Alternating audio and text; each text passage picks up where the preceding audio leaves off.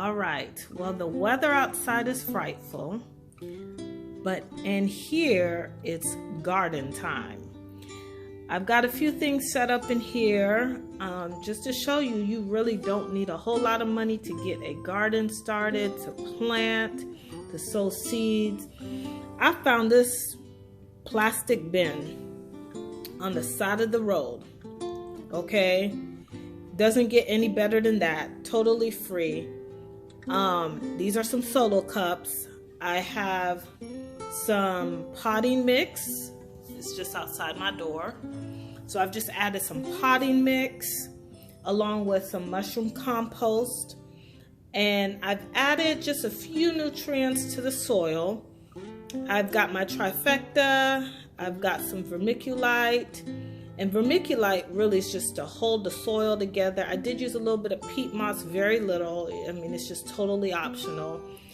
And then some worm casting.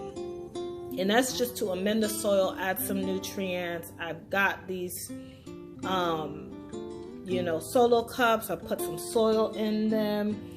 And I've got just a stack of seeds. A lot of them I had from last year.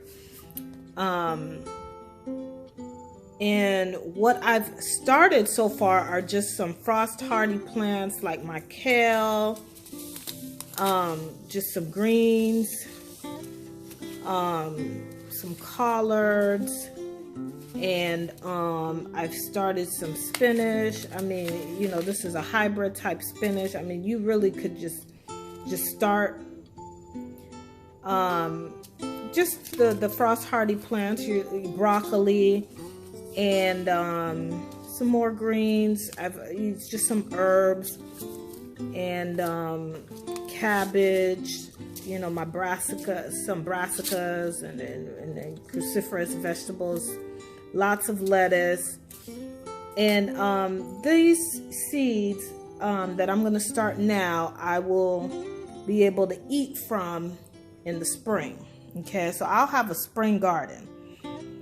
Some of my other plants, the heat tolerant plants that can't take a frost, they can't take really low temperatures, I'm going to need to wait to start them a little bit later so I can get them out by April. So towards the end of the month, I'll start some of my heat tolerant plants, like my tomatoes, my eggplants, and cucumbers. But these green leafy vegetables, they could take a frost.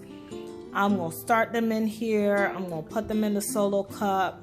And I will literally put some of them just out on the deck. I will cover them and just really just expose them to the elements. If it gets really cold, I will cover them because they're little seedlings, or bring them inside. But essentially, I've just put I mark them so I know what is what. I've learned my lesson.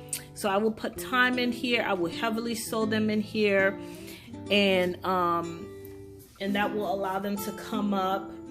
And then I will transplant them to their permanent home once I figure that out. So, but this is a great way to get started. Anytime is garden time, all day, every day.